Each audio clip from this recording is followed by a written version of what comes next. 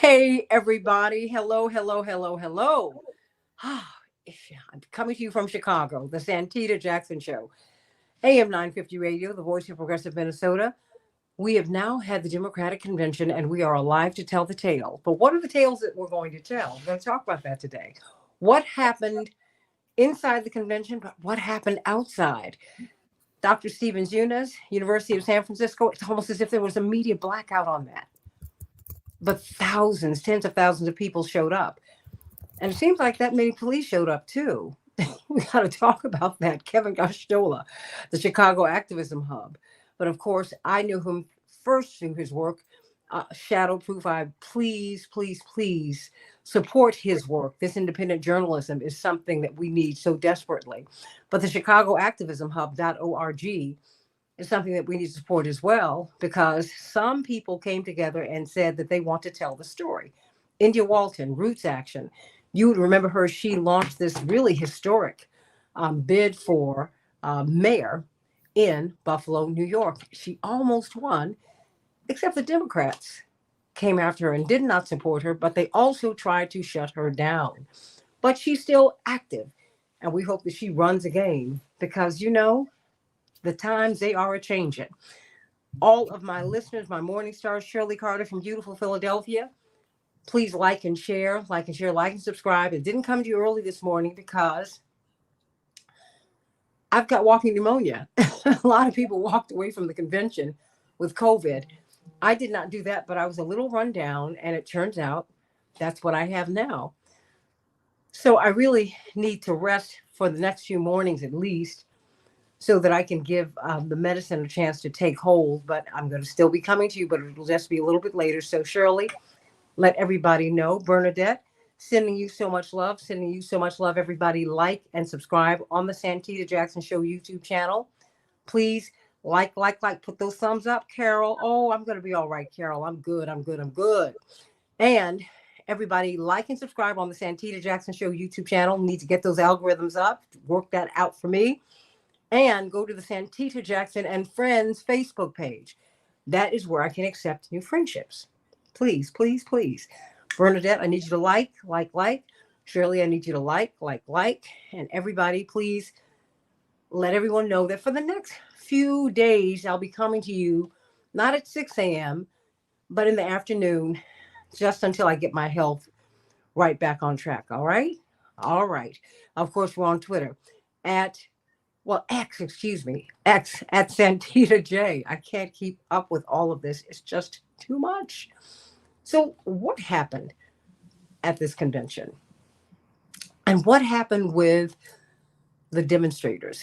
Specifically, something that has really got everybody talking. I'm going to start with you, Dr. Stevens Eunice, because you have such tremendous historical perspective.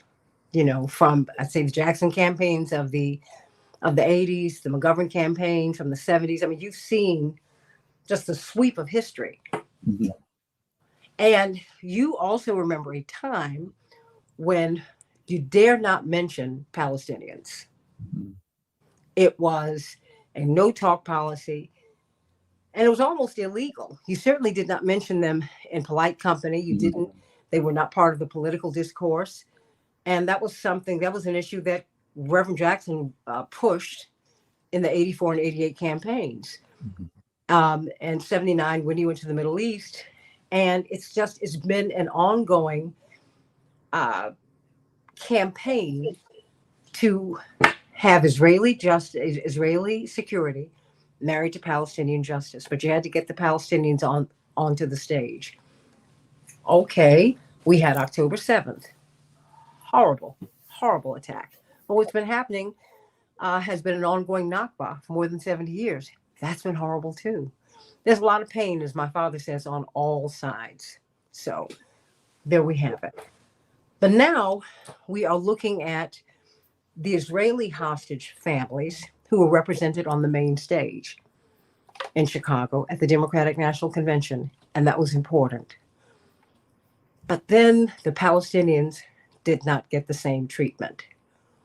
What do you make of that? They were disallowed from being on that stage. What did you make of that? That was really disappointing. I mean, I think the phenomenon we saw of the whole convention, it was very well choreographed. In fact, it was speaking as a political scientist, I mean, I think it was one of the you know, best organized conventions ever. If the purpose of the convention, as it seems to be more nowadays, is to have a 4-day infomercial to try to It was that. promote the party and the candidate and its agenda. And, because Democrats have been divided historically on all number of issues, particularly Israel Palestine, particularly over the past 10.5 months, I think there is a real a real pull to show unity. That the threat of Trump is so great, so extreme. It's so important that Harris win that they want to restrict any kind of divisiveness or division. The problem, though, of course, and this is not just true of Israel Palestine, but on any issue that a lot of people care about, if you suppress discussion, you don't. It actually leads to more disunity because people feel frustrated. People feel not heard. And this is particularly true because when it comes to Israel Palestine, the Democratic platform, the official Democratic Party to the position, is well to the right of the vast majority of Democrats. I mean, more than 3/4 of Democrats, and close to 80%, in fact, believe military aid to Israel should be conditional in the terms of human rights, in terms of war crimes and the like. But the Democratic Party is quite explicit, saying that no, the commitment to have this billions of dollars of military aid to Israel every year is ironclad. And the idea and pushing, they try to cover up for this by saying, Biden and Harris are working around the clock to impose a ceasefire. In fact, they're doing just the opposite. They'll make a ceasefire proposal. Hamas will accept it, or at least not reject it. Israel will make all these demands. The U.S. will rewrite the proposal to meet Israel's demands. Israel still won't accept it. But then they blame Hamas for not accepting the new version that was, changed in order to appease the Netanyahu government. And so, calling for a ceasefire is like calling for a two-state solution. They feel they have to because the vast majority of people want it, but then they don't do anything to actually make it possible, which means pressuring Israel. So the denial of a Palestinian-American voice, even when they offered to have the party vet the speech, even was offered to praise Harris and saying, yes, we're here together, we got to defeat Trump, yay, Harris, this and this, but we got to really think about this issue. Even that was too much, apparently, for the party bosses. And indeed, it's gotten everybody upset. They allow these conservative Republicans, quite a number of them, had a forum. They had the hostage family got to speak. They did all these other things. Had all people from representing all these other areas of the Democratic Party, and again, even some Republicans. But Palestinian Americans were absent, or even any voice that was explicitly anti-war, as in, there were people who opposed U.S. policy, but in their speeches, like AOC and Bernie Sanders and others, they didn't specifically mention, hey, we're not going to get a ceasefire unless the U.S. government's willing to put real pressure on the Netanyahu government. Dr. Stephen Zunas, University of San Francisco, I'm so glad that you're back in the United States. So I don't have to reach out halfway across the world. Everybody like the show. Thumbs up, thumbs up, thumbs up. Several years ago, you wrote about the DNC platform and how they were rejecting BDS, but not Israel's occupation of Palestine. Has anything changed? I actually have an article coming out any day now on truthout.org, where I talk about this year's platform regarding Israel Palestine, and for the first time, they say that they criticize the expansion of Israeli settlements and the right-wing settler violence. They've never done that before. but they also, criticize BDS. They also say unconditional, military aid. They also attack the United Nations for supposedly, being singling out or being unfairly critical of Israel, even when the resolutions on this have been actually pretty balanced. In other words, they go through all the things that could be done, whether it be the UN or whether it be U.S. policy, whether it be civil society movements, to alter Israeli behavior. They say all these things are wrong, and then pretend that we can somehow stop the settler violence and the expansion of the settlements or ceasefire or whatever, without them. So again, but I think it's a reflection that they feel they have to listen to that side of the policy. I mean, thanks to thanks to Reverend Jesse Jackson and the Jackson delegates, the 1988 convention, they actually for the first time allowed an Arab American speaker, and it was Jim Zogby, who later went on to be on the Democratic National Committee, a major figure in Democratic politics. But he proposed a minority plank for supporting a two-state solution. Now, at that point, the Democratic Party opposed the two-state solution. They didn't think it should be a Palestine state at all, and it went down in a major.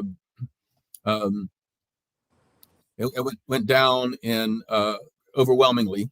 It was the first time that voice had even been heard in a Democratic convention. Now, this year, of course, they didn't even allow. Not only did not allow for minority planks, they didn't allow for even discussion regarding U.S. policy. But I think it's quite significant, that at least with this year, when Harris pledged in her acceptance speech to work for a future where Palestinians can, quote, realize their right to dignity, security, freedom, and self-determination. And she didn't just say that in passing. She had that as a room kind of line, got one of the biggest applauses of the night.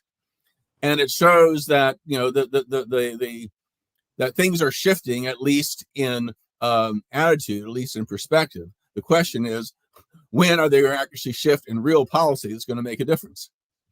I mean, it's shifted in the American public. Nothing will ever be the same. And we saw that, as you said, because you were involved in the campaigns of 84 and 88. That was a huge shift then. Mm-hmm. And there's been a constant push ever since.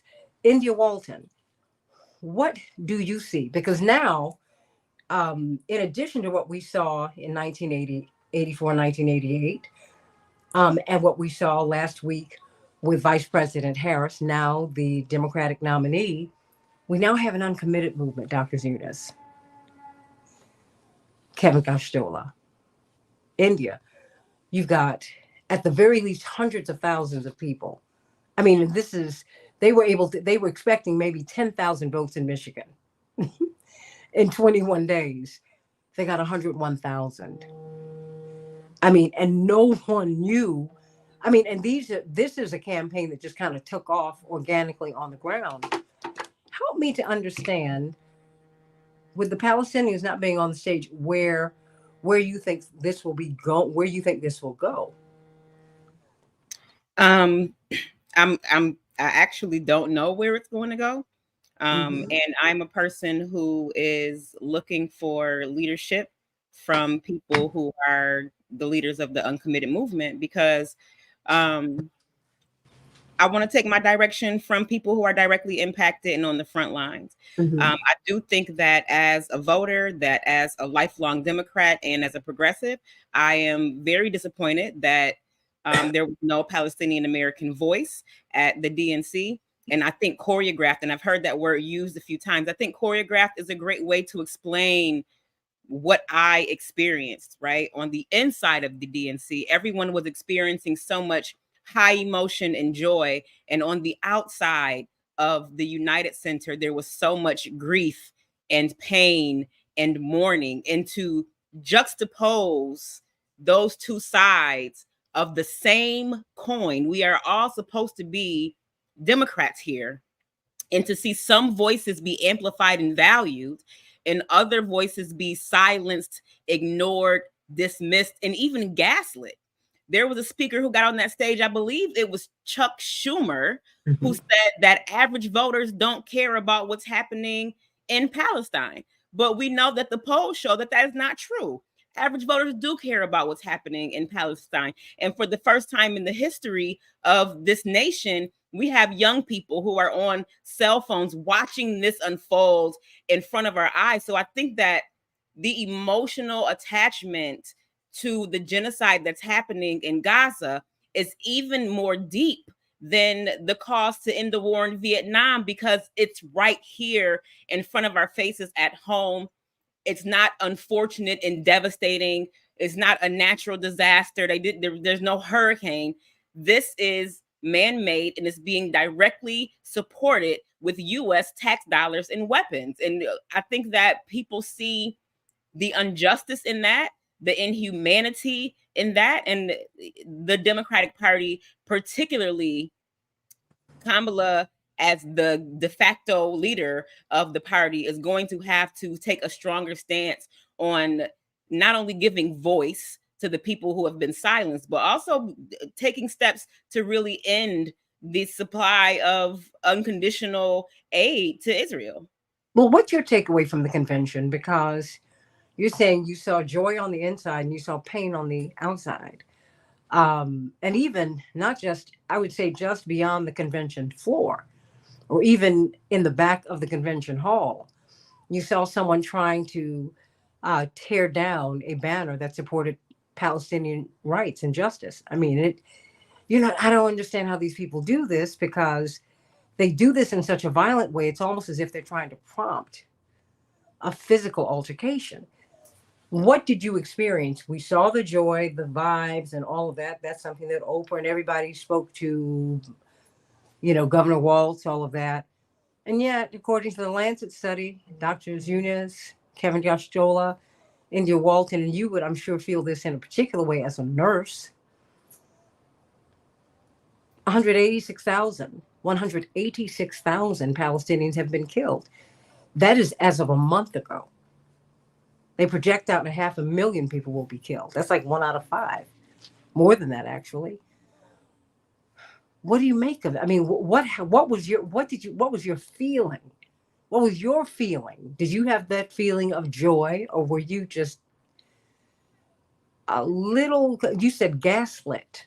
Mm-hmm. What were you, when you were looking at television, when you were looking at social media, and that's even controlled? What was the disconnect here? What were we missing? I have deep feelings of internal conflict. As I said, I am a lifelong Democrat. I've spent the majority of my adult life advocating for policies that benefit poor and working class Americans, and being thrust into this moment, having run as a political outsider and looking for a place where my style of politics belong.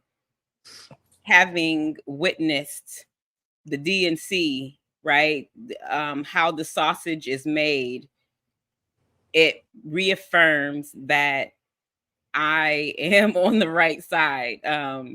I think that some of us are going to have to remain on the outside to be able to push from the left. My place was never inside that convention. And the fact that dissenting voices were not only not allowed space on the main stage, but the protesters were met with chants of USA and thank you, Joe, and this sort of violent response to just shut them up when they weren't doing anything that was disruptive. I mean, hanging a banner, there were lots of signs. So why can't signs with differing messages be present in the same space? So I mean, like, despite my continued disappointment with the Democratic Party and feeling shut out and feeling like so many people are left out, even though the Democrats depend on our votes to stay in power, I think it's okay to feel like it's not a place where I belong, because where I belong is on the ground with the people. with those who are struggling for liberation, with those of us who are struggling to put food on our tables and maintain our safety in our communities. And that's just the side that I prefer to be on, because that is the authentic side, and that is the side of people with compassion, empathy, and love. Well, you know, it's interesting. There's a Washington Post article. I don't know if you've seen it, Dr. Zunas, that talks about Reverend Jackson at 82, slow but still in the fight. And they make reference to, or make acknowledgement of, the fact that Reverend has never been an insider, ever, even though he's completely, what you saw was, at least on the surface, a party that he's recreated. Mm-hmm. But it was never about getting black faces in high places. Mm-hmm. Breaking the color barriers was one thing, Dr. Zunas, before I come to you, Kevin Gastol, and I come back to you on that, Dr. Zunas, because it was about having the progressive perspective. Yeah. Well, you know, with a few rare exceptions, and important exceptions, but not that many, elected Democratic officials have not been the ones to lead. Mm-hmm. In so many cases, it's been popular movements dragging them, kicking and screaming, to take the right position.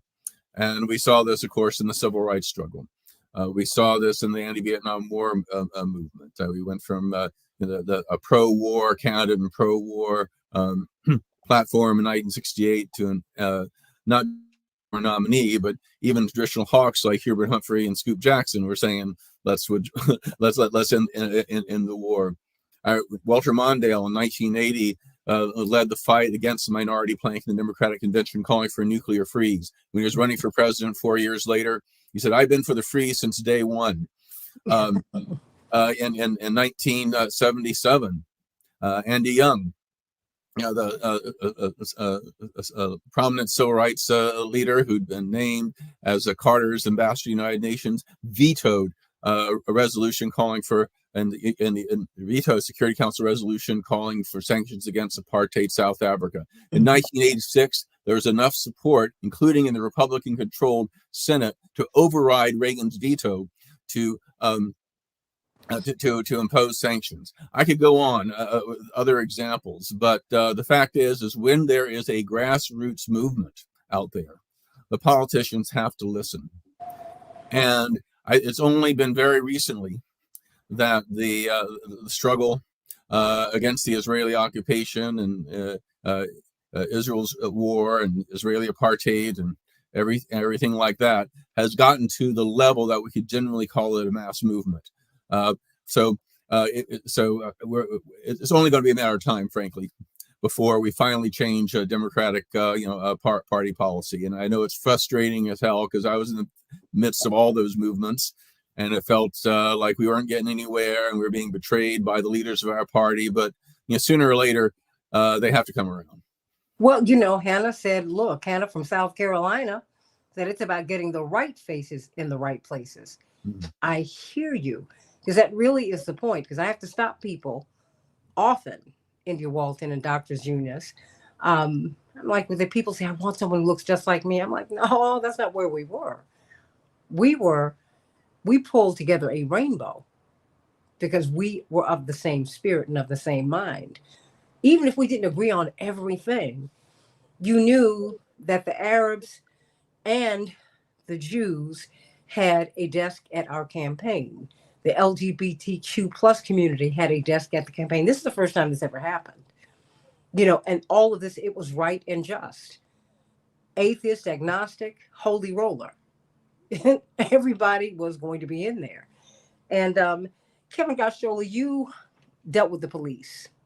And in fact, this is from the Dissenter, which I love this article because, this goes to the gaslighting that India Walton has been talking about. Chicago police arrest several journalists while cracking down on the DNC protest. Dr. Zunas, you didn't hear about any of this, but when you ran the gauntlet to get into the United Center, first of all, they had everybody so far away. It was just kind of bizarre, because I did go. And not every night, because I just didn't have the energy for it. But the subheadline is, "Why are you arresting press?" Independent reporter Talia Jane and numerous others chanted, as police arrested credentialed journalists covering the DNC protests. And you have to go through a lot to get credentials, as Dr. Junez knows. You got to go through a whole lot. They don't just pass them out. Well, you start. During the Democratic National Convention, Chicago police aggressively cracked down on a protest outside the Israeli consulate. Officers carried out a mass arrest that included multiple members of the press, according to several independent reporters that were on the ground. And because there were protests happening all over town, not just at the United Center. Because I think that the organizers were very strategic. They said, well, since you've broken everything up, we're going to go to the different hotspots. We'll go to the Israeli consulate. We'll go here. We'll go there.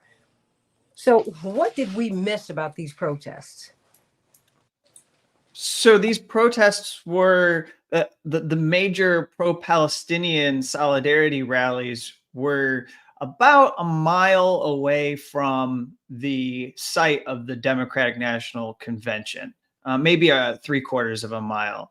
And they didn't let them get close. I mean, there's a law that says you have to be able to get within sight and sound in order to satisfy the obligations under the First Amendment.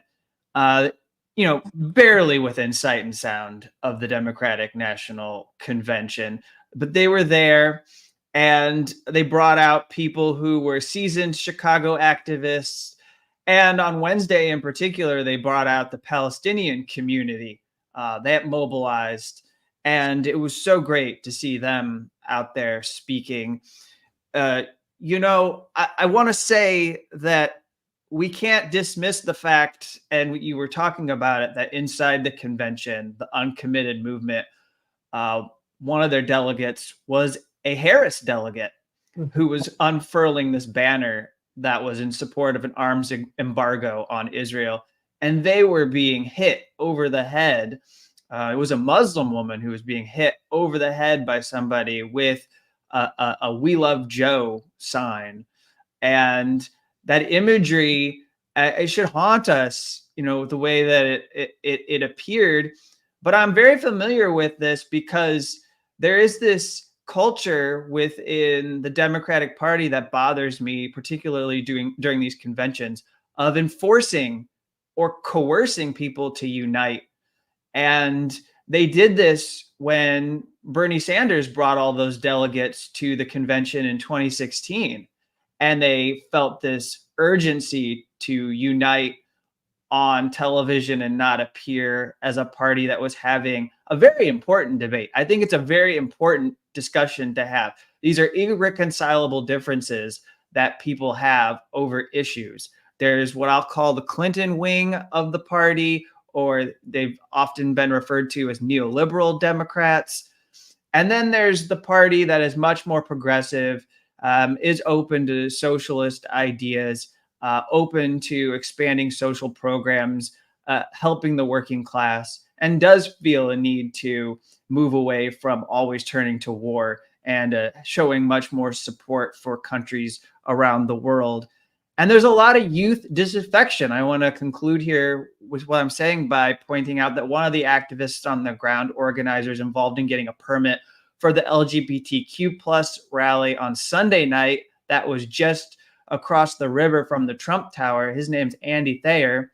I collaborate with him on the Chicago Activism Hub, an online bulletin board for people to figure out what's happening in Chicago with activists. He wrote a column for the Chicago Tribune that they published. And there was a lot of efforts to draw these parallels. 1968 was when the DNC was in Chicago. What's 2024 going to be like? Are there going to be, more beating of skulls by the police in Chicago? And he said, I wouldn't suggest that there's going to be that kind of an overreaction. But there is a lot in common between 68 and today when you look at youth disaffection. And as Stephen talks about the movements and what they're going to do and how things are developing into a mass movement, I think there is a mass movement among students, and it is actively being suppressed. And as we move into the fall semester, we really need to pay attention beyond the DNC to what's going to happen on university and college campuses, because there are rules that are being developed, particularly to make sure it's happening in our backyard, like the University of Chicago, Northwestern, DePaul University, other sites are going to make it impossible for encampments to pop up. They're going to put limits on how long they can be out and demonstrate. And they're going to bring in police and clear out these students for speaking their mind. And that's also going to have an impact on student journalists who want to tell the stories. So we need to think about that. Well, what does that, so when the party is talking about freedom, what does that say to you? Yeah, no, I think we have to question whether they do have a commitment to these core civil liberties. And, I always am concerned because I don't share their view on the world. I am not what I'd call a reactionary, but sometimes you hear so-called libertarian Republicans speak better on these issues than progressive Democrats. And I don't think we should be happy that they might be able to gain an ear from the broader public, and that those who need to be discovering a more holistic and kinder sort of politics rather than the one that I see promoted by Republicans. I think we should be concerned that the Democrats don't give this more attention and care as much about freedom of the press and freedom of speech, and that they go to such great lengths to ensure that one message is presented by their party. I don't understand this, although I understand that the elites are trying to impose their own agenda. What I don't get is why delegates are so open to being led in a certain direction where they are intolerant of dissent. I don't understand why they think it is fair to hit people over the head with signs or to chant and drown them out with USA, USA, USA, because somebody believes that there should be an embargo on Israeli arms, or because somebody is so troubled by the fact that 40,000 and counting Palestinians have been killed or massacred in atrocities by the Israeli government. And also, just as a journalist, I have to say right now, there's probably 125 or 130 journalists that have been killed in Gaza. It's the most brutal example of attacks on journalists. And I mean, it even eclipses what we've heard in Ukraine, from Russia carrying out their bombardment of Ukraine. It's much, much worse. And yet there's no pause. There's a lack of interest in stopping this. You could go, I'll say this. I want people to know that outside the Democratic National Convention, there was a gate where delegates lined up to go in. There was a small group, and what I'll sort of term the free speech zone, because there was a lot of different voices that were speaking up. There was a small group of younger people, I think Arab or Muslim too, and they were holding a big sign and they were reading the names of the people who were killed so far in this war. And I was really moved by it. I thought it was one of the more powerful acts of protest there, because they didn't get a permit from the city. It wasn't highly organized. It was so simple to just go there and say, we want to reach the delegates that are going into the convention and tell them why they need to question what Harris Walz will do as candidates going forward. Dr. Yunus, one of the concerns I would think for the Harris campaign in particular would be the fall and what's happening on these college campuses. Because in many respects, we caught these protests on the as they were ascending. And so we're like in Medias Res in the middle of the action. They went home for the summer. I don't think that this is going to calm down in the fall. I mean, given your experience, what do you see? I mean, and how should they handle this? Oh, you're still on mute. It's okay. I have a squeaky chair, so I usually turn it off when I'm not speaking directly. But yeah, I definitely think that these you'll see a renewed protest organizing, perhaps not in the dramatic way of the encampments, in large part because they have been been banned. But movements go through different phases, and I think there's going to be a lot more emphasis on more grassroots kind of organizing, mobilization. For example, in response to students' demands, I've been asked as director of the Middle Eastern Studies program to organize a Palestine Studies program. We're bringing in some great speakers and things like that. So there's a lot going on. And I think that, and here's the great balancing act, because again, the imperative of defeating Trump is so great. We don't want to add to the cynicism of progressives and swing states and say, oh, they're all the same. I mean, as you know, Santita, I grew up in the South, and I'm old enough to remember when the elections would sometimes come down to the old, genteel, white Southern establishment candidate versus the pro Ku Klux Klan candidate.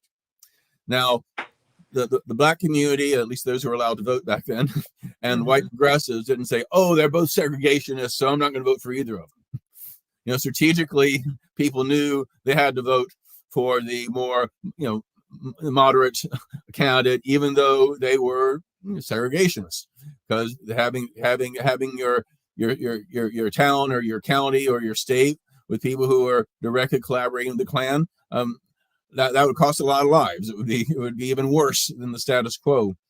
And so I think that people are going to have to think strategically. As Rebecca Solnit says, voting is a chess move, not a Valentine. Well, what did they pick your poison? Yeah, exactly. I hate to sound like that, but Oh no. I mean, this is terrible. I mean, no, it's really hard. This is really, really hard. But the thing is that that activists are going to have a balancing act of saying, no, we're not, just because this is an election year, we're not going to be quiet.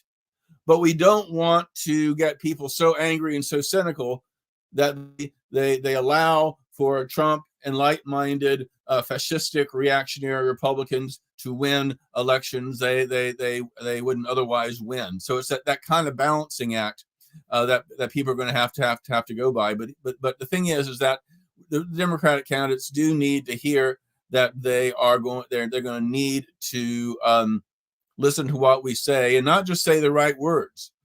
Now I generally believe that Kamala Harris is much more moderate on this issue than Obama is, and I both from news leaks and people who know her personally, they're really trying to be reassuring, that she is going to take as president, she'd be willing to pressure Netanyahu more, but we shouldn't count on that. We should keep on pressuring, push her but not attack her. I think that's the real key. Push her but not attack her. And I think that once, as we've seen historically, college campuses will be in the forefront of that effort, and that you're going to have a few hotheads, a few extremists who do and say some inappropriate things, but on by and large, the demands that these students are making are quite reasonable. They have support of the majority of students, and they have the support of the majority of Democrats, and according to public opinion polls, and the party is definitely going to have to listen to these folks.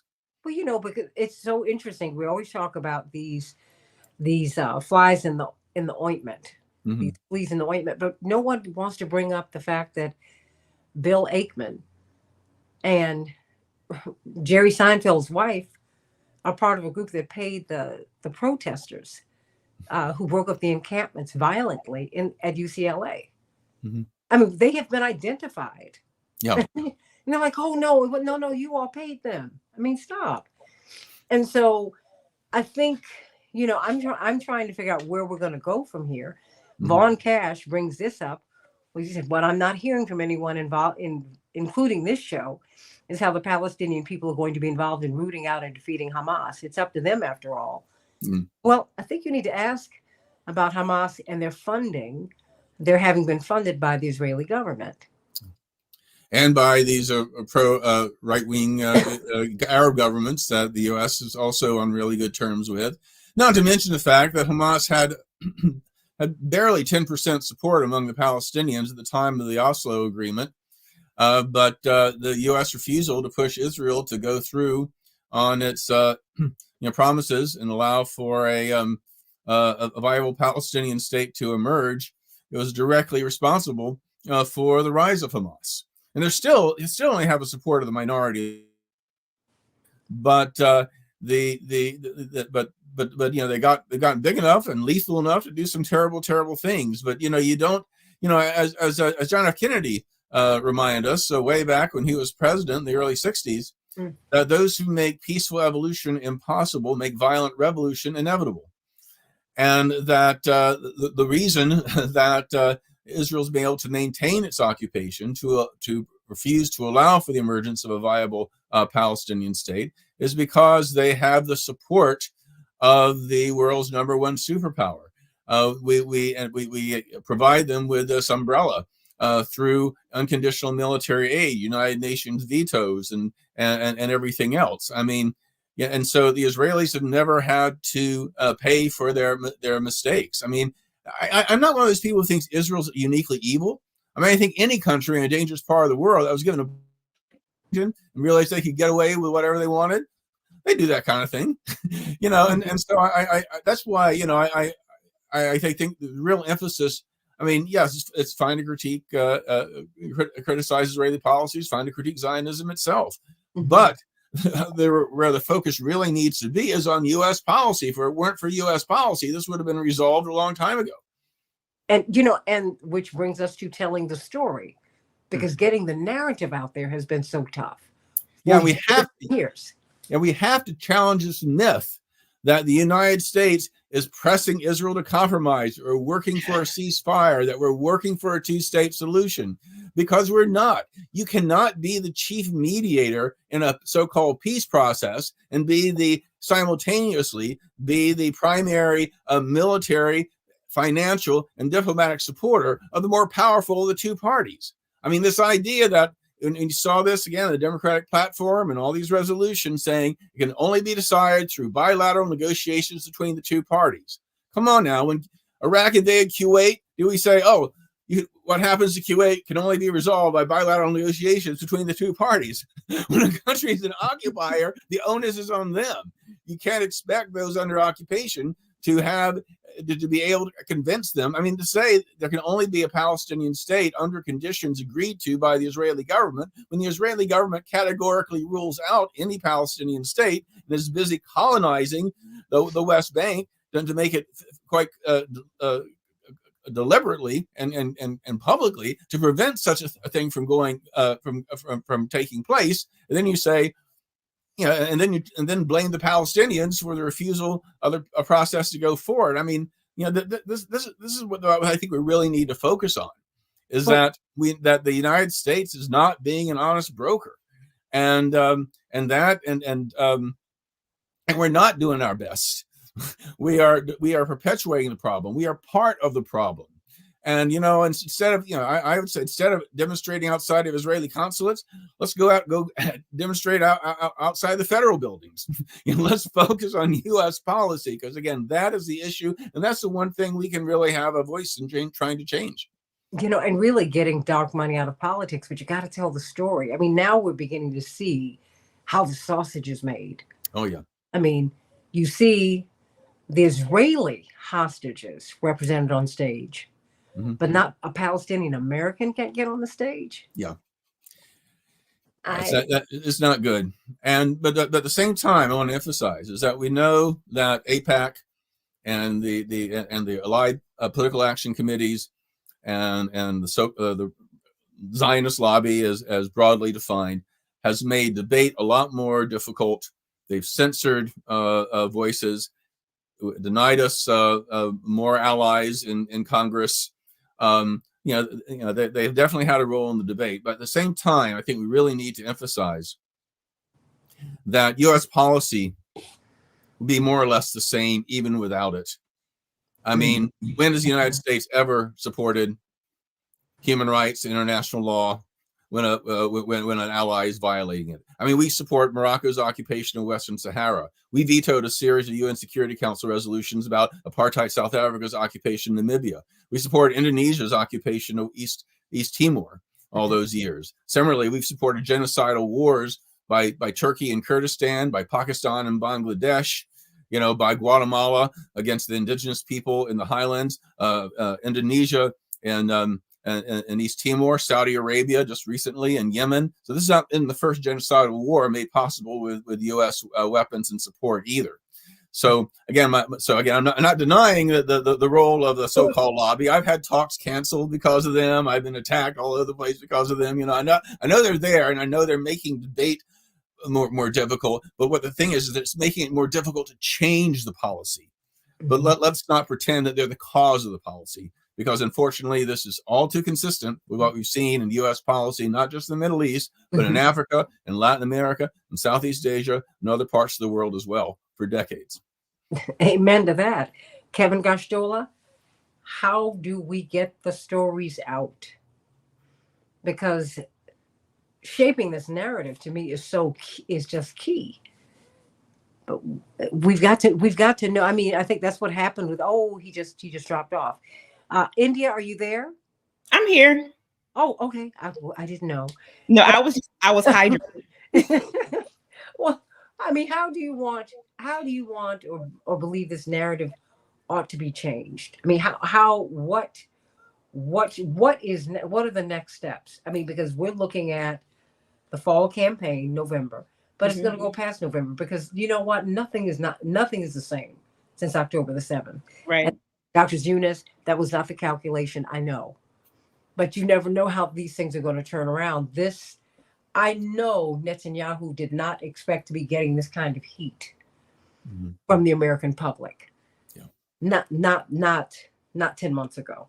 But it's a whole new world. And this new generation who are Jewish, who are Muslim, who are Christian, who are agnostic, who are atheist, the kids have already gone. They've left the building, y'all. We're behind them. We're way behind them, Dr. Eunice. Indy Walton. They've left us behind. One thing that I want to stress the importance of is independent media. I think that someone has to tell the truth. I think that we have this sanitized version of mainstream media that is just parroting harmful, false equivalents. I'm watching in the comment section right now when someone is saying, give Palestinians weapons to fight Hamas, or, Hamas this. There was a group of pro-Palestinian folks who were gathered together mourning, and someone came up with the camera and saying, will you denounce Hamas? Will you denounce Hamas? Well, to me, that makes the hairs on the back of my neck stand up, because it feels like when people say that Black children are super predators, because what you're doing is you are categorizing an entire group of people as violent terrorists, as if the entire population of Gaza is some sort of threat to the national security of Israel, when we know that the majority of the people who are being impacted by this are children, are innocent civilians, men, women, and children, who are not only being, denied food and healthcare and water and basic sanitation, but they're having bombs dropped on them. I don't understand the narrative. And when we talk about the fights that we have at home, I think it's important that we continue to draw these connections between what is happening in Israel and what is happening here in the United States. I was on the ground when reporters were being arrested, when people with press credentials were being arrested. I was right there. The police told us I was in Chicago. I was there. The police told us to get on the sidewalk. So we were on the sidewalk. And then the police came and pushed us into the street with their batons. They were pushing. You know how short I am, Santita. They were pushing me into the street. And as I turned around, I saw another journalist being arrested with his hands behind his back. So, to have this small group of peaceful protesters, I can tell you that it was peaceful because I was there, surrounded by hundreds of police officers. There were Chicago city buses full of police officers. There were twice as many police officers as there were protesters. And to have that, and I wouldn't even call it a protest as much as I would call it a demonstration. Okay. It was a demonstration, right? Protests are meant to be disruptive. This is something that happened a mile away from the convention. The consulate was closed. It was the evening time, right? So it wasn't disruptive at all. It was a demonstration. But the response of Chicago police and the way it was escalated on behalf of the police and the way they rushed in. I've been to a protest and demonstrations, many of them all across the world. And this was the first time that I felt afraid for my safety. In the United States. In the United States. It was, I mean, even the legal observers, right? The folks who wear the green caps and the green vests, who are supposed to be the ones that nobody bothers on either side, even they were being harassed and pushed around and yelled and screamed at, given conflicting messages about, you know, where we should stand to not interfere with the police. But I tell that story to say that these are the same tactics that are used by the IDF. I want people to know that our U.S. police forces are co-training with Israeli Defense Forces, that Cop City in Atlanta is modeled after Israeli efforts to eliminate voices of dissent, the ability for people to express their displeasure with things as they stand. And what I experienced in Chicago is the type of response where they circled the demonstrators, where they pushed them into a confined area so that they would be able to do whatever they wanted to do to them, and there would be no one there to be able to intervene. And even the way the press was being treated, they still controlled the information that was being able to be gathered and put out into the public. And that's what's happening right here in the United States of America. So imagine what it looks like if you're a Palestinian. Right now, I only have about 4 minutes left in this segment. Kevin, why don't you speak to that?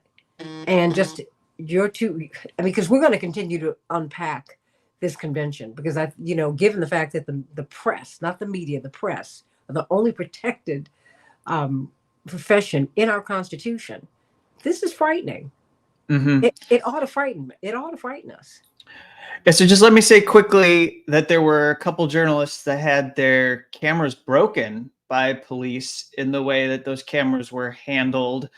And it should be clear that, I'd concur with everything that India was saying there. This was unsafe. The police made the entire area outside the consulate unsafe. They started a police riot. I was actually afraid to go to. I didn't go to this protest because I figured this was how the police were going to behave. So Mayor Brandon Johnson, he deserves to be praised for what he's done. He was the tie-breaking vote on the ceasefire resolution that passed in the city council. He called this genocidal violence before the Democratic National Convention took place in his city. And as a host, I can understand that might not have been that pleasant for Biden, for Harris, for Walz, for others who were going to put on this face of unity during the week. But that said, he's also said that the police engaged in constitutional policing and praised their restraint over the last week. And I guess, their restraint, if the way we're measuring that is that they didn't do 1968. They didn't take people in Grant Park and start beating them over the heads with their batons where everyone was bleeding from their skulls when they got done. But their bikes were really aggressive. They weren't letting people leave. It was hard to figure out how to get back to your cars, to make it to public trains. We need to question the way that this was handled by police, because the chief of police himself defended arresting journalists. They defended arresting my colleagues. They charged them with disorderly conduct, but there weren't clear directions given for where they could go. And the police's attitude was, anybody in our way, we'll clear you out, we'll arrest you, we'll take you to this station where mass arrestees were being taken, and then we'll deal with it later. We'll deal with the consequences later. And they felt they could get away with trampling on civil liberties, as they always do. Dr. Eunice, the last 2 minutes belong to you. Help. You're on mute. Oh, you're on mute still. Yeah, I just think that we're in a good. It's very frustrating to see what's happening here. The crackdown on protests and the determination by party leaders to suppress dissident voices. But I think it's also indicative that we have a real movement here. I mean, if we weren't a movement, they could just ignore us, but they can't ignore us, so they have to go to extraordinary means, like aggressive policing, like censoring dissident voices, and so I think that the fact that what the convention did represent was that we do have a much more diverse country here. This is not just the old white males, Biden's post-World War II generation that had this real romantic view of Israel, and the Paul Newman and Exodus, kind of thing. That there is a lot more criticism out there, but there is a big shift in generation. There's a shift that we're a much more diverse country racially and ethnically, and as a result, people have a lot more sympathetic to the Palestinians. So U.S. policy will change, starting with the Democratic Party. But the question is, how many people are going to have to die first? That is the question. That is the question. But the good news is, as you, I guess you told us, what can I say, Dr. Eunice, keep hope alive. Yes. There is a movement. Mm-hmm. People are moving. Journalists are taking note. Kevin, you're doing the work. India, you're doing the work. Dr. Eunice, you're doing the work, and you're giving us the historical perspective, which is so important. We cannot stop. We cannot stop. Now the question is, how do we shape policy in November? That's coming up in the second hour, because now that's the key. But we're going to continue to talk with you, Kevin Gosztola, about what's the state of journalism, because we've got to figure out how we're going to get these narratives out, Dr. Eunice. We've got to talk about that, but we also need to continue to come to you to get historical perspective, because this is part of a movement. And if we've not been involved in these movements, we don't recognize it for what it is. But that's what this is, which is why the story continues, which is why when these young people get back to college and when they even get to high school, we're going to see some things coming up in the fall. You just wait and see. It's going to be something fantastic. And India Walton, you better run for office again. It's time. That's what you got to do. I know she's like, oh no, I'm going to go be a nurse and just put on my cap and take care of some people. You can do that too. Stay tuned for the second hour of the Santita Jackson Show. Back in just a few.